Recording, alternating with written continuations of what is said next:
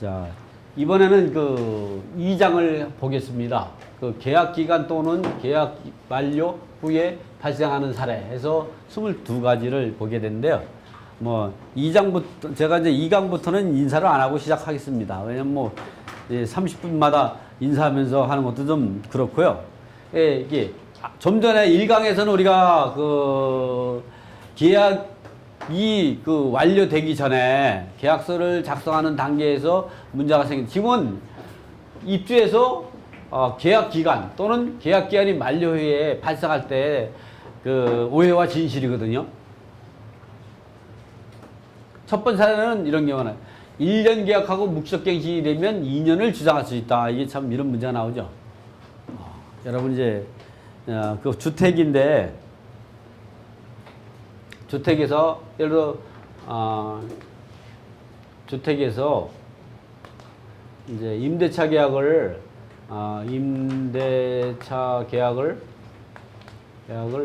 1년으로 계약한 거죠. 예를 들어서 2017년 1월 10일부터 2018년 1월 9일까지 1년 계약 기간 1년으로 한 거죠. 이렇게 계약해 놓고 나서 그 묵시적갱신을 주장하게 되면, 묵시적갱신이라는 건 뭐냐면은 계약 임대인 같은 경우는, 임대인은 계약 기간 만료 6개월 전부터 해서 한 달 전 사이 요 사이에 계약을 해지할 수 있는 거죠. 이게 최소한 6개월이 안 남아있는 상태에서 최소한 이 한 달이 이상 남아있는 상태에서 할 수가 있는 거죠. 예를 들어서 계약 기간이 이제 29일 남아있는 상태에서 계약 해지죠. 계약 해지권을 발생하게 되면 계약이 만료로 인해서 계약을 안 하겠다, 이 계약을 갖다가 갱신 안 하겠다 하게 되면 이거는 묵시적갱신 되는 겁니다. 묵시적갱신. 반드시 임대인이 계약을 계약 해지권을 행사하려면 30일이 남아있는 상태에서 해야 돼. 30일 이전에 그리고 6개월이 남아있지 않은 상태에서 6개월 이 상태에서 해야 되고, 임차인 같은 경우 이런 규정이 없어요. 임차인 같은 경우는 아무 때나 할 수 있고 언제까지 30일 남아있는 상태에서 계약 해제를 하면 됩니다. 임차인은 6개월 전이라는 게 없죠. 이럴 때에 계약을 이 기간 내에 계약 갱신 거절 의사 표시를 하지 않으면, 표시하지 않거나 또는 30일이 안 남고 29일이 남아있는 상태에서 계약갱신 거절 의사를 표시하게 되면 이럴 때 묵시적갱신이 되는 겁니다. 이렇게 묵시적갱신이 되면 정돈, 보통 주택임대차법은 계약기간을 2년으로 보통 하죠. 근데 그거는 뭐 일반적인 거죠. 반드시 주택을 2년으로 해야 될 건 아니지만, 주택임대차법에서는 임대차 기간을, 최단 기간을 2년으로 보호하기 때문에 6개월 계약서를 쓰든 1년을 계약서든 1년 반 계약을 쓰든 2년을 주장할 수 있는 임차인은. 그리고 그보다 짧은 6개월, 1년 계약을 기간을 갖고 주장할 수도 있고, 임차인은 두 개 중에 유리한 대로 할 수가 있어요. 그러나 임대인은 임차인이 처분에 따르는 거죠. 종 계약의 기간에 1년이면 1년을 임차인이 주장하면 거의 따라야 되는 거고, 2년을 주장하면 최단 기간을 2년을 보호해주고 이렇게 되는 거죠. 근데 지금같이 이렇게 1년을 계약하고 나서 묵시적갱신이 됐단 말이죠. 이렇게 되니까 이제 임대인 같은 경우, 이제 임차인이 어떻게 하냐? 주택임대차법에서 묵시적갱신이 되면 몇 년이 주장이 늘어나죠? 예? 2년이 늘어나요? 그게 이제 우리가 어떤 상황이냐면, 묵시적갱신이라는 거는 민법적 채권 계약입니다. 그래서 본래의 자기가 쓴 계약 기간 요게 묵시적갱신이 되는 거죠. 근데 우리가 주택임대차에서 묵시적갱신이 되면 2년이라고 주장하는 건 뭐냐면, 보통 주택임대차 아파트 임대차 계약서라든가 이런 걸 계약서를 작성하게 되면 2년을 하잖아요. 그래서 그게 이제 일반적인 이 상식에 따라서 주택은 계약을 하면 2년을 계약하니까 묵시적갱신 2년이라고 하는 거죠. 엄밀히 말하면 계약 기간을 갱신되는 거죠. 계약 기간이. 근데 1년을 계약하고 묵시적 갱신하면 이 사람은 어떻게 하면 1년을 묵시적 갱신하면 1년이 연장이 되는 겁니다. 근데 이 사람은 어떻게 하냐? 이 임대차 계약 기간을 묵시적 갱신을 주장하면서 이 사람은 1년을 계약했는데 이렇게 묵시적 갱신을 주장할 수도 있고 이렇게 주장할 수도 있고 요거 묵시적 갱신을 주장하지 않고 이렇게 이 사람은 1년을 계약을 주장할 수도 있고 2년을 주장할 수 있죠. 이런 권리가 있는데도 불구하고 1년을 주장을 하면서 계약기간 1년을 주장하고 묵시적 갱신을 주장하면 이거에 대한 1년인 2년만 보호해주면 되는 거예요. 그래서 임대인 입장에서는 임차인이 최단 기간만 보호해주면 되는 거예요. 2년만. 그래서 이 사례에서는 이제 1년이 지나서 묵시적 갱신을 주장한 상태에서 2년을 주장했거든요. 임차인이. 임대인에서는 1년만 보호해주겠다 그래가지고 계약기간 만료 6개월 전부터 한 30일 남겨놓은 그 사이에 계약갱신 거절을 살펴주고 계약을 해지 통지를 하게 됐죠. 그래서 그것 때문에 소송이 붙었는데 법원의 판단은 이 민법적 채권계약인 요 계약기간을 묵시적 갱신이면 1년이 늘어나는 게 맞다. 그런데 이 사람은 2년을 주장할 수 있는데도 불구하고 1년을 주장하면서 묵시적 갱신 2년을 주장하는 것은 법리에 맞지 않다. 이렇게 되는 거죠.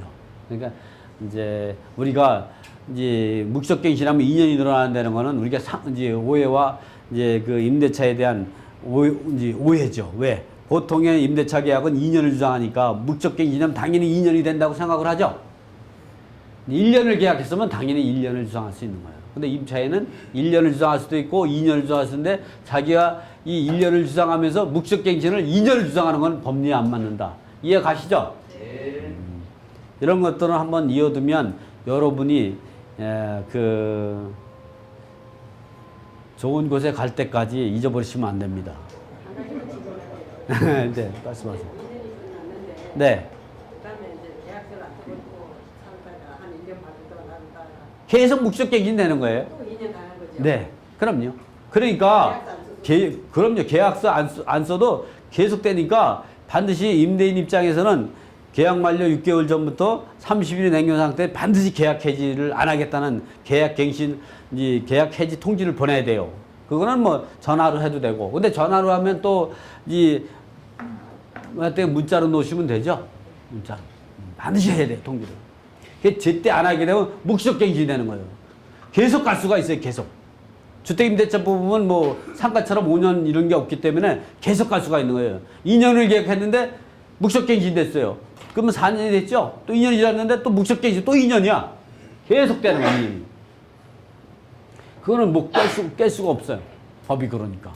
그 기간도 뭐 연장한다고 막 이러죠?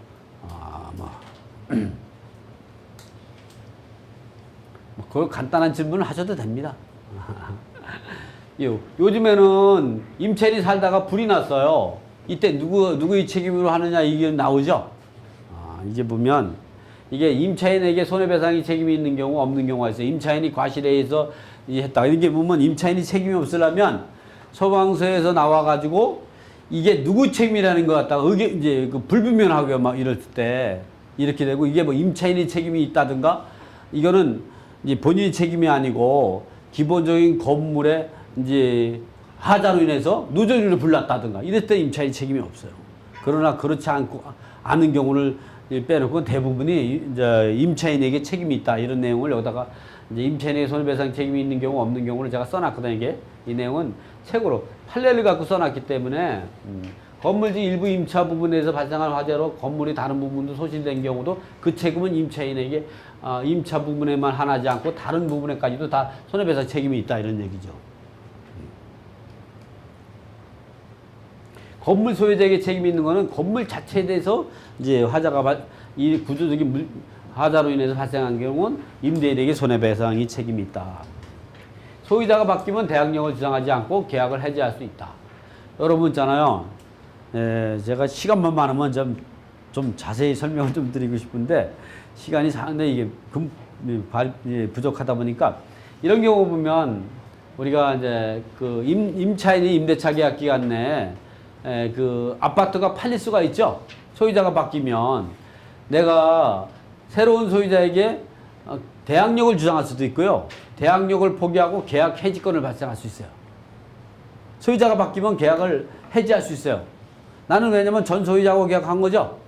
근데 임대인이 바뀌는 거를 내가 거부할 수 있는 권리가 있는 거예요.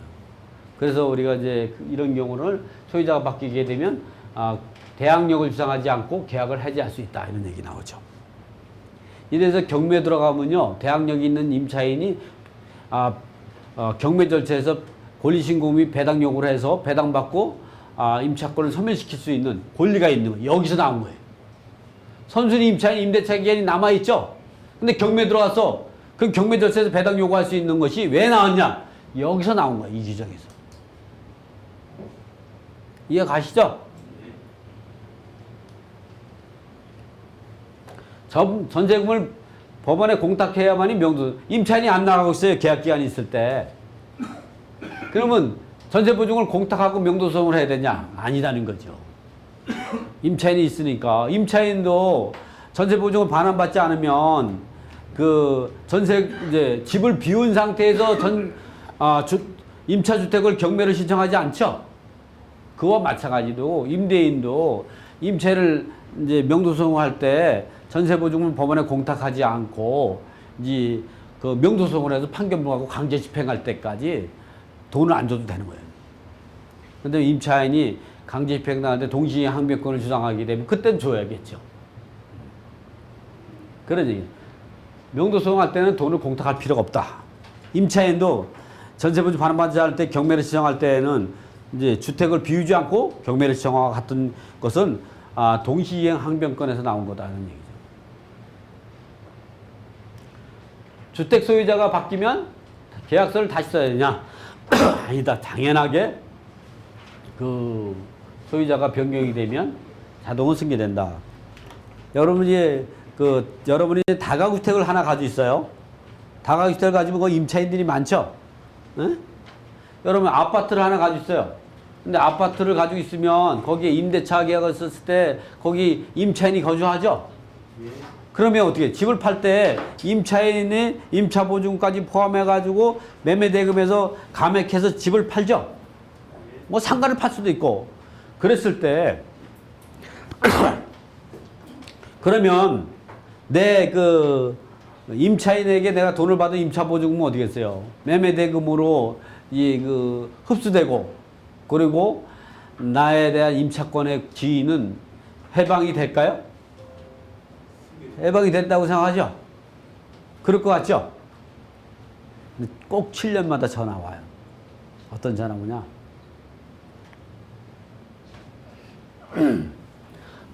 7년 만에 따고 항상 불행한 씨앗은 7년 만에 한 번씩 나오더라고요. 이거 부동산의 계약에 관해서요 아주 정설이에요. 정설. 7년마다.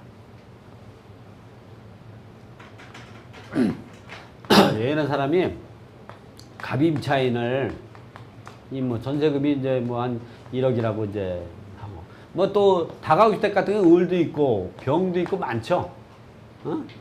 정도 하나 더 만들지 정. 이런 상태에서 요 임차보증을 매매대금에서 제하고 B한테 팔았어요 이거를. B가 새로운 소유자죠. 이런데 그러면 이 사람은 아까 같이 계약 해지권을 발생할 수도 있고 대항력을 주장할 수도 있다 그랬죠? 근데 대항력을 주장했으니까 이 사람한테 승계되죠? 이건 자동 승계된다고 봐요. 근데 이게 이 사람이 채무를 이 사람한테 가지고 있는 채무를 면제될까요? 그 면제가 면책적 채무인수 명제면 책임을 안 져도 되는 거죠? 그러면 이 사람이 이제 봤는데 이 사람이 팔고 나 7년 있다가 전화 와. 이거 7년은 제가 그냥 약정한 거지 7년이 아니면 7년이 될 수도 있고 10년이 될 수도 있고 5년이 될 수도 있죠. 1년이 될 수도 있고 전화 왔다고 와. 갑이 임차인이나 을 임차인이 정차고 이 갑을 병정이 얘들은 배당을 받았겠죠. 이 사람이 정이 이제 배당을 얼마냐면 5천만 원 못 받았어요. 이 경매자 후순이니까 이제 얘한테 전화 오는 거 한 7년 만에 전화 왔어요. 그 기간은 뭐 중요하지 않으니까 7년 남아가지고 임대인님, 사장님이랑 하시겠죠? 임대인님, 이 A는 저희의 임대인님이시죠? 그렇죠? 임대인이죠? 채무자 바뀌지 않았잖아요. 제가 거주하고 살다가 이 집이 임차주택이 경매가 당해가지고 제가 보증금을 5천을 손해봤습니다. 그래서 그 손해본 것을 이제 우리 A 임대인님께서 말을 이쁘게 해야 될 거 아니에요. 그죠? 돈 받으려면. 저한테 반환할 의무가 있습니다. 그랬더니 A는 어떻게 했어요? 얼마나 놀라겠어요? 상상도 못하는 일이 생기죠? 돌려달라고 하니까. 돌려줘야 될까요? 안 줘야 될까요?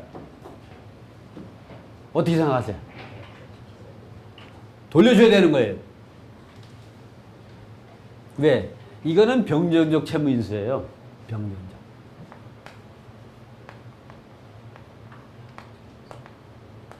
이게 제일 채무자가 되는 거예요. 얘가. 이 사람은 제3 채무자가 되는 거예요. 이 사람이 못 갚으면 갚아야 돼요. 여러분 이럴 경우는 병정적 채무인수로 하면 안 되고요. 면책적 채무인수로 하래요. 은행에서 왜 면책 채무하면 채무자 명의 변경을 하죠. 임차인들에게 매매계약서에서 면책적 채무 조항을 넣으면 되죠. 그냥 간단합니다. 면책 채무가 되려면 채권자의 동의가 있어요. 채권자가 임차인이죠. 임차인이 동의만 해주면 되는 거죠. 임차인이 나의 임대차에 대한 계약은 이 효력은 A하고 임대차 계약은 B에게 승계시키고 A에게 대해서는 더 이상 책임을 묻지 않는다. 이러면 두 줄은 들어가야 되겠죠. 그런 조항이 있고 사인만 받아놓으면 되죠. 이런 것들을 우리가 면책적 채무인수죠. 내용은 중요하지 않아요. A한테 청구하지 않는다는 그 조항만 들어가면 돼요. 그럼 면책. 그렇게 하지 않으면은 그냥 매매대금이 죄했다. 이 사람들의 동의를 구하지 않고 했다. 그러면 여기서 부도나가가 되면 이 사람이 또 갚아야 돼요. 이 사람이 제일 채무자, 이 사람이 제3 채무자가 되는 거예요. 채무는 제일 채무자가 갚아야 되는 게 원칙이죠. 제일 채무자가 돈을 못 갚으면 어떻게 해요? 연대보증서는 제3 채무자가 돈을 갚아야 되는 거예요. 집을 팔 때 어떻게 했어요? 면책적 채무인수를 팔아야 되겠어요? 변정적 채무인수를 팔아야겠어요? 변정적 채무인수를 팔아야죠? 네. 예? 그래야 이제 여러분이 이제 좋은 세상으로 가죠. 자살을 하죠. 돈 잃으니까 억울해가지고 이 세상에 못 살잖아. 그래도 선선할 때 가셔야 되는데 나이 넣거나 추울 때 가면 저승 갈 때도 고생하죠. 지금 조금 얘기는 제가 이제 쪼깅한 겁니다. 그러니까 지금 말씀하신 거에 대해서는 웃자고 얘기한 거니까 저를 죽이자고 또 대들면 안 돼요.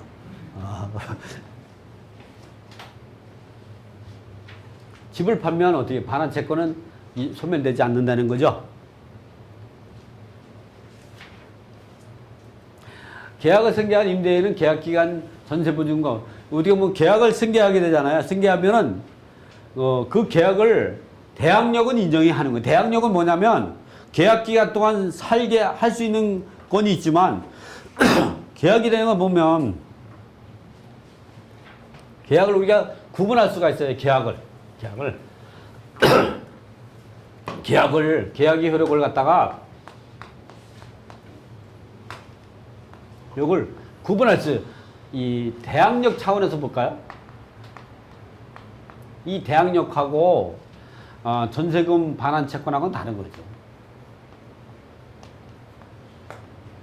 이거는 주물 내지 주된 권리. 결국 뭐냐면 주물이라는 거죠, 주물. 요거는 종물 내지 종된 권리예요, 이거는. 이렇게 생각하면 제일 맞는 답 같더라고. 제가 임대차를 오랫동안 연구를 하다 보니까 이 표현이 제일 맞는 것 같아요. 종물 내지 종된 권리. 결국은 주물과 종물은 주물 처분에 따르는 거죠. 그러니까 대항력은 이 종물이 없다고 해서 대항력이 발생하지 않아요. 안 나죠. 그래서 계약금이나 중도금, 잔금을 언제 치러도 상관없다는 얘기가 바로 거기서 나온 거예요. 종물에 불과하니까. 종물에. 그래서 대항력을 이 계약을 승계한 임대인은 이 대항력만 인정해 주면 되는 거예요. 이 종물은 조금 올릴 수도 있어요. 언제? 주택 같은 경우는 주택임대차보법에서 1년 이내에는 증액하지 못하고 1년이 지나서 증액할 수 있는데 5%의 범위를 초과할 수 없다. 이게 나오죠? 5% 올릴 수 있어요. 집주인이 바뀌면. 집주인이 안 바뀌어도 할 수 있어요. 상가 같은 경우는 한상보증 범위 내에 있으면 이제 9% 내에 증액할 수가 있어요. 그러나 한상보증 초과되면 20%, 30% 올릴 수 있어요. 그렇게 올리면은 예, 법원에 소송을 제기하겠죠. 임차인이. 에? 그럼 판사가 그 결정을 안 해주겠죠.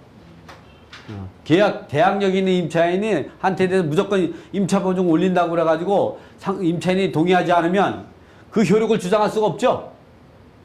법원의 판결을 받아야 되는데 판사가 도장을 찍어주겠어요? 거기다 결정은 안 찍어주죠. 그렇지만 환상보증 초과되는 사람은 얼마든지 올릴 수 있어요. 예를 들어서 뭐 전에 살던 사람이 은혜를 베풀어가지고 싸게 원래 시세가 200만 원인데 100만 원에 세대고 있어. 그러면 200만 원 주장할 수 있는 거죠. 그러나 주택임대차보호에서는 못해요. 환상보증 범위 내에 있는 사람은 못해. 그런 차이가 있지만 이 종물은 약간은 변경할 수 있다 그랬죠. 그 얘기를 여기다 한 거죠. 지금 그 내용을 여기다 다 기재. 그리고 이제 여기를 보면 이제 계약 기간 중에 계약을 해지할 수 없다 있다는 거죠. 차임을 2기 이상 연체하면 계약을 해지할 수 있어요. 주택은 2기, 상가는 3기죠. 아주 상가는 과거에는 2기였었는데 지금 이 상가건물임대차법에 아예 3기로 아주 그냥 명시돼 있어요. 그래서 근데 우리가 여기서 말할 때는 차임을 계산할 때 월세를 선불로 할 수 있죠. 어? 네. 선불로 하잖아요, 보통. 이랬을 때는 선불을 기준으로 해서 2기예요. 후불로 할 때 후불로. 또 중간불로 할 수도 있죠. 무슨 가스레인지도 아니고 15일 지나서 할 수도 있고 그거 계약은 자기들끼리 얼마든지 할 수 계약다. 그럴 때는 그 선불로 했으면 선불 시점에서 두 달. 그러니까 결국은 한 달치 안 냈는데도 후불로 따지면 한 달치 안 낸 거죠. 그래도 계약이 해지당하는 거예요. 그럴 때는 계약 해지 최고 없이 계약을 해지 통지만 하면 돼요. 근데 계약이 해지되는 거는 통지 없이 계약이 해지되지 않아요. 반드시 계약 해지 통지를 해야 돼요. 근데 이 사람이 3달을 연체하고 있어요. 연체하고 있는데 2달치를 내면 한 달치밖에 연체 안 한 거죠? 그럼 계약 해지권이 없어요. 계약 해지 해권을 있는 상태에서 계약 해지권을 행사하지 하고 있는 상태에서 임차인이 한 달에 100만 원씩이에요. 200만 원을 연체하고 있어야 2기 차임을 연체하는 거죠. 10원을 입금했어요. 그럼 말이 안 되겠지만 예를 들어서 10원. 그럼 2달치 안 되는 거예요. 그렇게 하면 서로 그거 죽자고 하는 거죠. 그러니까 예를 들어서 100만 원인데 예를 들어서 그 사람이 50만 원 입금시켰어요. 그러면 입금시키기까지는 계약 해지권이 임대인에게 있어요. 시키면 해지권이 없어. 언제? 50만 원이 더 연체돼 200만 원이 되죠? 200만 원이 돼야 돼. 여러분이 그 월세를 못 내고 올 때는 2기 금액이 되지 않게 2달치 금액이 되지 않게끔만 계속 조정을 할 필요가 있어요. 임차인 입장에서는. 근데 임대인 입장에서는 연체하고서 바로 해제권을 해야죠. 전화를 걸어가지고 당신이 2기 이상 연체했기 때문에 계약 해지 통지합니다. 통지하면 돼. 전화로. 근데 전화로 하면 그런 받은 사실이 없다고 할 수 있죠. 하면서 녹취를 떠나야지. 여보세요? 임차인님이시죠? 제가 지금 2기 이상 연체했는데 왜 연체합니까? 사정이 있어서 이렇게 하죠. 제가 그래서 2기 이상 연체를 사실이 있죠. 예. 어려워서 그렇습니다. 제가 계약 해지권을 통지합니다. 그리고 이 내용은 제가 녹취를 떠났습니다. 이렇게 녹음 딱 시켜놓으면 되죠. 그리고 나서 명도소송을 하면 되죠. 안 나가면 강제 집행하고 그 비용은 다 임차보증에서 공제하고 지급할 겁니다. 그래도 안 나가겠습니까? 이렇게 나오죠. 반대로 이제 임대인님께서 돈 안 줄 때는 또 청구해야죠. 그런 내용들이 이 책에 다 있습니다. 건물주는 권리금을 받지 못하는 것으로 왜 하고 건물주도 권리금 받을 수 있어요. 건물주. 권리금을 받는데 임대차 계약 기간이 지나기 전에 권리금을 나갈 때에는 권리금 받은 거는 계약 기간 내로 해서 기간으로 상쇄하면 되죠. 나눠서. 5년 계약을 하고 계약금 1억을 받았다. 그럼 5년이면 어떻게 해서 5년인데 2년 반 되고 내갔다. 그러면 5천 정도만 돌려주면 되겠죠. 이렇게 계산하는 거예요. 자세한 내용은 책에 있습니다. 건물주가 임차인에게 권리금을 반환해야 되는 사례 이렇게 나오죠. 이번엔 상가가 5년이 지나면 권리금을 회수 기회가 상실된다 이런 얘기 나오죠. 요즘에는 판례가 바뀌어가지고 이제 5년이 지나도 권리금을 주장할 수 있어, 청구할 수 있어요. 그러면 최근에 5월달인가요? 5월달에 그 판례가 나왔죠. 그 판례를 여기다 담아놨습니다. 제가 오늘 이게 고등법원에 대전 고등법원에서 판결 난 거거든요. 그 동안에는 뭐 일부는 된다 안 된다 판례가 여러 개 나눠져 있었어요. 이제 이거로 판례가 이제 확정이 됐어요.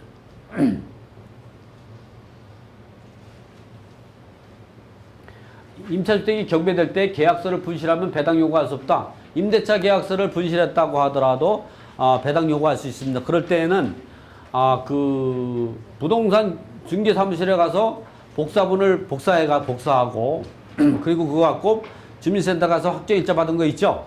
확정일자를 갖다 다시 부여받아가 2개 갖고 경매 절차에서 권리신고비 배당 요구를 하면 배당을 참여할 수 있습니다. 근데 이게 계약서를 쌍방으로 계약해가지고 부동산 사무실에 계약서가 없을 때 이럴 때는 경찰서에 신고하면 됩니다. 신고하고 보증금이 임대인에게 들어간 내역하고 그리고 주민센터에서 확정일자 부여받은 것을 재발급 받아가지고 권리신고 배당 요구하면 권리 절차에 배당받는데 전혀 하자가 없습니다. 그런 내용을 적어놓은 거거든요.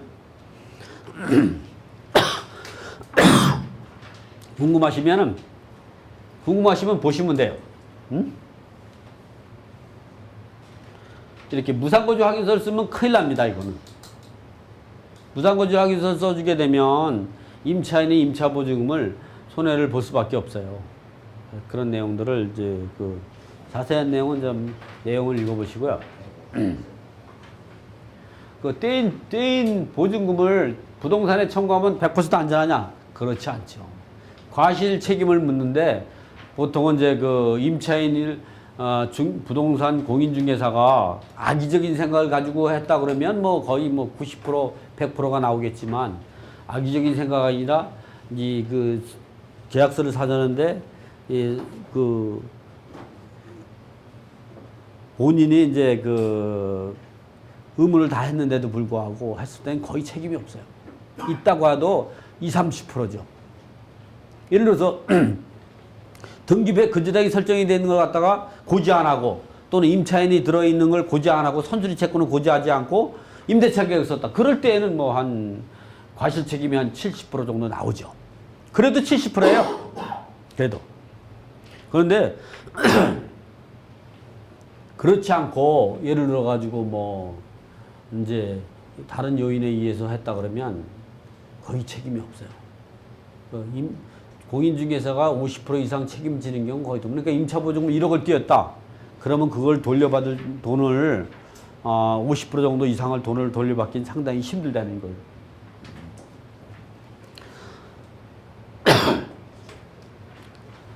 개인회생이 들어가고 개인회생이라든가 이게 임대인이 개인회생 파산 시정 들어가면 보증금을 떼이진 않아요. 그러나 이럴 때는 좀 복잡해지지만 그런 복잡해진 데는 요 내용을 읽어보시면 돼요. 제가 잘 정리해 놨거든요. 근데 제가 이제 특강 시간이나 이걸 전부 설명을 드릴 수가 없어서 요 내용을 보시면 어떻게 대처해야 되는 내용이 잘 나와 있습니다. 해봐야 AF 한 장밖에 안 되니까. 계약 기간 중에 이사를 나갈 때 전세금 안전하게 지키는 법. 요거는 예, 이사를 갈 때 요거는 굉장히 중요한 얘기라 제가 설명을 하면 돼요. 계약 기간이 지났는데 이사를 가야 돼요. 그럴 때 우리가 제일 잘 써먹는 방법이 임차권 등기를 하고 이사를 나가면 되죠. 여러분 임차권 등기라는 거는 임대인이 동의가 계약 기간이 지나서 임대인이 동의 없이 부동산 소지에 관할 법원에다가 임차권 등기 명령 신청서를 제출해서 그 결정문 갖고 임차권 등기가 등기부에 오른 다음에 이사를 나가야 돼요. 근데 이 사람들은 꼭 결정문만 받고 이사를 나가게 돼. 그럼 대항력이 상실돼 버리는 거예요. 그럼 임차권 등기 위에 다시 생겨. 그럼 옛날 거부터 생겼던 건 다 없어진다는 거죠. 그래서 임대차 계약 기간이 지나고 나서 임차권 등기하고 이사 나가면 임차권 등기 이후에 뭐 다른 임차인이 들어왔다고 하더라도 임차권 등기 효력에 대해서 그 사람은 대항할 수 없어요. 그렇기 때문에 임차권 등기 이후에 이사를 나가게 되면 최초의 대항 요건을 갖춘 전입신고 확정 일자를 가지고 소급해서 그것이 계속 유지돼요. 그 임차권 등기된 사람은 자기도 모르게 경매 들어갔다면 자동 배당 대상자가 되고요. 그리고 전액 배당받지 않으면 임차권 등기는 말소되지 않아요. 근데 문제는 뭐냐면 임대차 계약 기간이 지나기 전에 이사를 가게 된다는 거죠.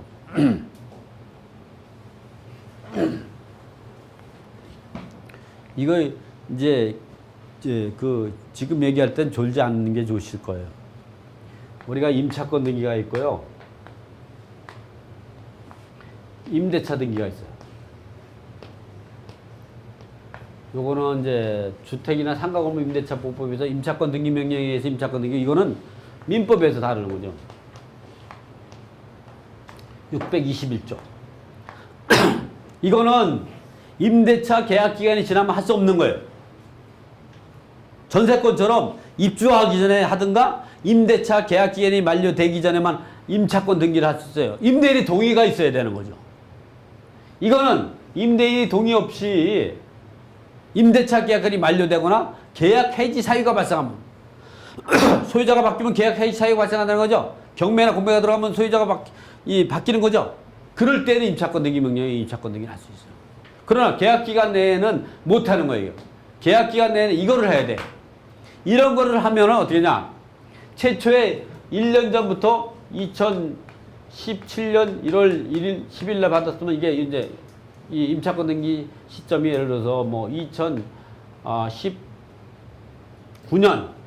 2월 10일이면 계약기간 만료됐죠? 이때 할 수 있는 거예요, 이게. 그러나 이게 예를 들어서 2017년 1월 10일인데 계약기간 2년인데 2017년 18년 2월 10이면 1년밖에 안 됐죠? 근데 이사를 가야 돼.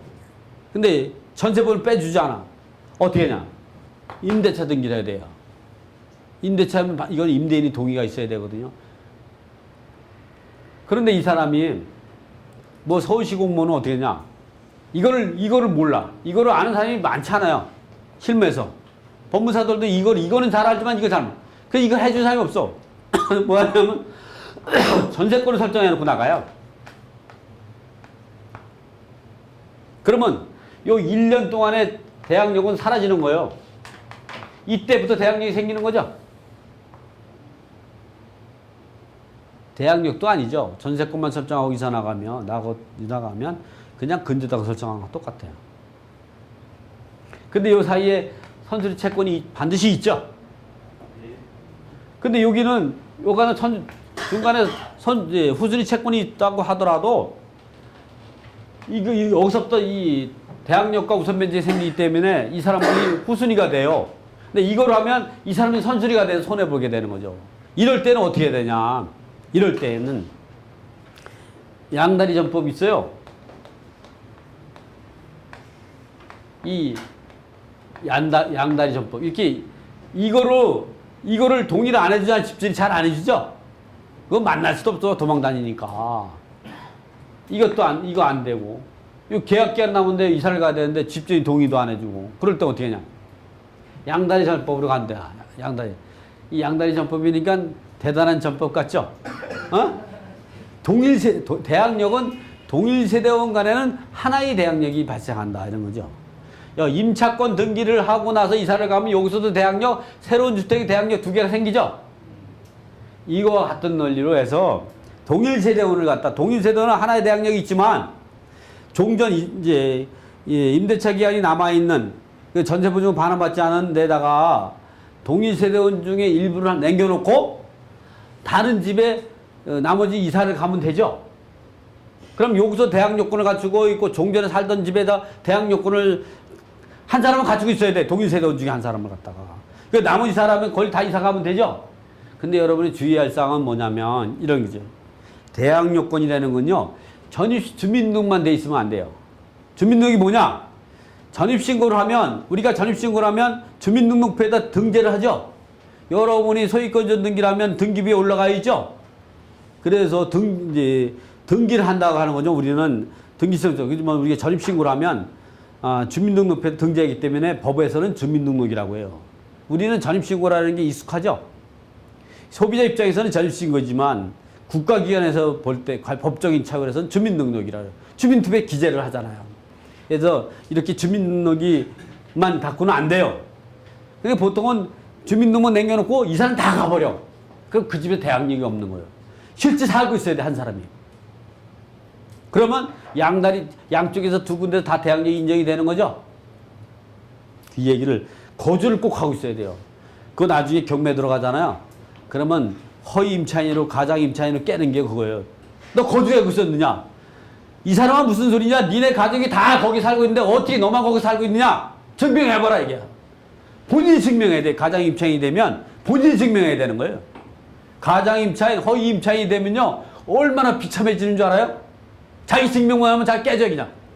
누가 알아서 법원에서 그 진정한 임차인 대항력 인정 누가 해주겠어요? 증명 못 되면 다 깨져 선제보증. 다 날리는 거예요. 그 자기가 왜냐면 오늘은 여기서 사고 오늘은 여기서 샀다. 그럼 어떠냐? 거주는 주거주를 말하는 거예요. 자기 이사 간데 5일 있고 여기서 이틀 잤다. 그건 대항력 없는 거예요. 여기서 5일 자고 여기서 4일 자고 저기서 3일 자면 대항력 있는 거예요. 주거주를 말하는 거예요. 이런 내용이 그래서 내가 보면 이런 게 상담이 들어왔어요. 저한테. 그래서 이 내용을 여러분들한테도 임차권 등기를 하고 이사를 나가면 전세금 안전하다. 이거는 이제 이 사람은 왜 뛰어 있느냐? 임차권 등기가 되기 전에 이사를 갔어요. 임차권 등기를. 등기부에 오르는 걸 보고서 이사를 가야 된다. 이건 뭐지? 전세권 등기라고 하는데 왜 나갔냐? 이 전세권을 등기하게 되면 이 전세권은 이제 이 전세권을 등기하면요. 여러분 전세권 등기하면 대항력과 우선 변제권이 있다고 말씀하시죠? 어? 전세권은 용익물권 여긴 용익물권이면서 담보물권 두 가지 권리를 가지고 있다. 근데 여러분이 전세권을 설정하고 이사를 나가잖아요. 나가가지고 이제 그 다른 임차인이 들어오잖아요. 그러면 여러분 이사 가는 순간 용익권을 포기하고 담보물권이 되는 거예요. 용익물권은 거기서 살아야 돼요. 근데 뭐 여러분이 전세권을 설정하는데 거기 아무도 안 살고 내가 혼자서 키를 가지고 있고 내가 관리하고 있다면 뭐 용익물권도 가지고 있고 담보물권도 다 가지고 있겠죠. 그러나 내가 그 전세권을 설정하고 이사를 나가 다른 데가 살아요. 그런 상태에서 다른 사람이 이사 들어와 가지고 대항 요건을 갖추고 있다 하면 나는 용익권을 포기한 거예요. 그럼 담보물권이요. 그런 집이 경매 들어가잖아요. 그러면 전세권은 배당 요구와 선고 없이 자동 배당이에요. 그리고 미배당이 생기면 무조건 소멸되는 거예요. 그러니까 전세권 설정했다고 해서 자만하면 안 돼요. 자만. 새로운 들어온 사람이 용익권을 가지고 있는 거예요. 임차인이. 이 사람은 그냥 근저당이야. 근저당 경매 소멸되죠. 그런 내용이 여기 있어요. 뭐 이게 지금 얘기를 못 들으셨다고 하더라도 이 동영상을 다시 무료니까 틀어보셔도 되고 이 내용을 다시 읽어보시면 뭐 합니다. 여러분 다 어떻게 다 기억을 하겠습니까? 자세히 설명은 다 여기다 놨죠. 전세권 등기 후에 뭐 이거 제가 이제 원룸 30개를 명도하는 과정에서 나왔어요. 이 사람이 지금 청와대에 지금 경장으로 진급했는데 제가 명도하는 과정에서 이 30명이 되면 별 사람이 다 있더라고요. 실제 사례를 갖다가 담아놓은 거예요. 계약기간이 만료되면 언제든지 계약을 해줄 수 있다. 임차권이나 전세권에 대한 가압류가 있다. 이게 집을 살 때에는 임차권이나 전세권에 가압류가 있는지를 꼭 보시고 사셔야 돼. 그거를 신경하지 않으면 어떻게 해요? 새로운 사람이 승계하게 되는 거거든요. 분양권을 살 때라든가 임차권 같은 거나 이런 거는 등기부에 등기되지 않죠. 그래서 그런 거 살 때는 손해를 많이 보게 돼요. 자, 볼까요? A라는 사람이 있는데, 이제 여기 보면 이제 갑임차인이 이제 있어요. 그런데 이제 임차인인데 갑임차권에 대해서 누가, 을이 갑임차권에 대해서 가압류를 해놨어요. 이럴 때 가압류할 때는요, 이 A를 제3채무자로 하고 얘를 제1채무로 해서 가압류하는 거예요. 근데 이 사람한테 도달하지 않으면 이거 효력가 없어요. 이거를 이렇게 이 사람이 가압류만 해놓고 이 사람한테 제3채무 가압류 안 하면 효력이 없어요. 이 사람 돈 내줘도 아무 책임이 없어요. 이런 상태에서 집을 B한테 팔았어요. 그 B는 이걸 모르고 갑이 전세보증 다 반환해줬죠. 그러니까 이 을이 가압류권자가 이 B를 상대로 해서 처분금지 효력에 의해서 임차권을 처분하지 못하도록 했는데 네가 처분했잖아요. 돈을 내준 게 처분행위잖아요. 그렇기 때문에 이걸 이 사람이 다시 반환했어요. 이거 대법원까지 가서 확정 판결을 난 거예요. 이럴 때 항상 이런 거는 근데 이 사람이 그럼 이 사람 너 왜 얘기를 안 해줬냐 이게 그리고 손해배상을 청구할 수 있겠느냐? 나는 뭐 임차인이 얘기했는 줄 알겠다 이렇게 넘어가겠죠. 그거 갖고 이 사람을 상대로 손해배상 청구할 수도 없어요. B가 알고 해야지. 항상 집을 살거나 이럴 때는 임차권이나 전세권이 가압류가 있는지를 꼭 봐야 돼요. 임차권이 전세권이나 가압류라면 계약갱신이 안 돼요. 처분금지 효력에 의해서.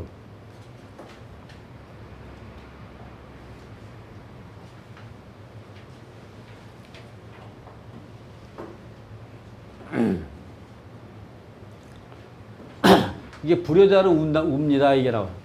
불효자는 운다. 한 번에 이제 공매로 나온 사건인데요. 어떻게 되냐면은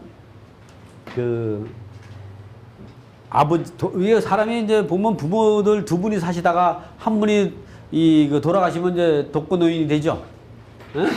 뭐 그 표현이 별로 좋은 표현은 아니지만 홀로 남다가 그러면 그 사람이 이제 임차 보증이 뭐 2억, 3억 되잖아 이게 보증금이 또는 1억이 될 수도 있고 근데 그런 보증금이 있다고 하고 돌아가신단 말이에요. 그러면 이놈들이 자녀분들이 평상시에 모시지도 않다가 부모님께 돌아가시고 나면 재산 싸움 하는 거야. 그 보증금 3억 갖고 자기가 서로 갖겠다고 막 그렇게 2년 동안 싸운 거예요. 그런 상태에서 이제 주택이 어떻게 되냐 공매당한 거예요. 그러니까 어디에 세금이 다 가져갔죠. 그 임차인이 혼자 사실 때 대항력이 있잖아요. 부모가 혼자 살 때는 대항 요건도 갖추고 있고 계약서 확정일자도 갖고 대항력 우선변이 다 있죠. 그분이 살아계실 때 공매당했다면 배당료에서 돈을 받을 수가 있는데 임차권은 원래 상속이나 상속이 되죠. 사망을 하게 되면 어떻게 됐어요? 사망하는 사람이 대항력과 우선변제권을 이 땅에다 두고 갈까요? 하늘나라로 가져갈까요? 가져가지 하늘나라로. 그러면 땅이 없어져 버리죠? 그러면 자손들이 상속을 받아서 그거 하려면 어떻게 해요?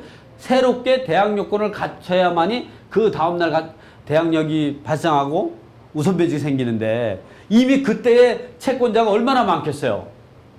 그 사람들 한 푼도 못 가져갔어요.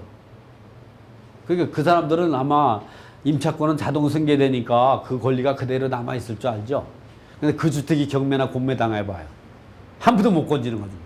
그래서 불효자는 우는 거예요, 이렇게. 아주 못된 사람들이죠.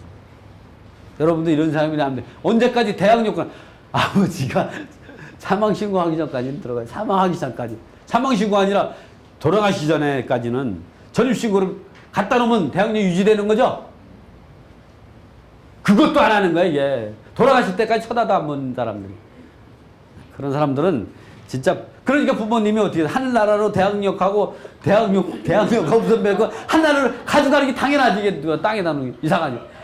나쁜 사람들이에요. 이거 실제 사건이에요, 이거. 정말. 한 푼도 못 받아, 나보고 물어봤어. 캠코에서 한국자산관리공사에 있는 배분팀 애들이 물어봐. 이걸 배당을 해줘야 되냐, 안 해줘야 되냐 물어보더라고. 그건 대항력이 없다. 주지 말라 그랬어요. 내가 캠코에서 강의도 하잖아. 여러분 이거 이런 것들은 대인 보증금 공인중개 이건 3장에 있는 내용인데 시간이 없어서 제가 간단 이거는 요 내용을 보시면요. 제가 설명해 놨습니다. 대인분 100% 이제 책임체 이런 것은 오해다. 누가 주겠느냐. 그래서 내려가시면은 이제 그 판례를 이게 대인 보증금 임대인에게는 당연히 청구해서 임대인이 돈이 어디 있어요. 그럼 이제 그 다음에는 그 중개업자가 과실 책임을 50% 이상 책임을 지는 사례를 여기다가 한 10개 사례를 넣어놨어요. 그리고 임차인이 50% 이상을 책임지는 걸 한 10개 사례를 판례를 갖고 설명을 해놨거든요. 이게.